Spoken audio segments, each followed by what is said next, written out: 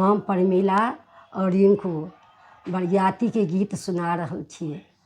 केहन लागत से बताब। कोने बाबा हाथी साजू, कोने बाबा घोड़ा साजू, कोने दुल्हा साजू, बरियात धनुष धरिया, कोने दुल्हा साजू, बरियात धनुष धरिया।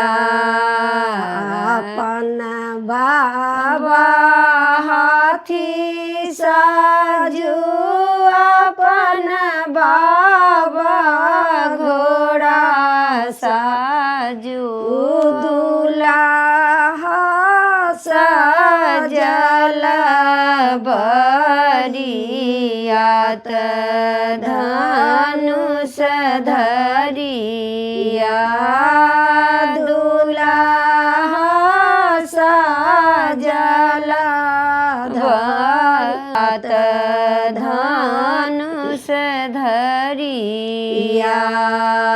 काए लाख हाथी साजू, काए लाख घोड़ा साजू, काए लाख साजू, बरियात धनुष धरिया, काए लाख साजू, बरियात धनुष धरिया। सब बरियतिया जनकपुर पहुँचल, चेरिया कलश लेने ठाढ़, धनुष धरिया, चेरिया कलश लेने ठाढ़, धनुष धरिया।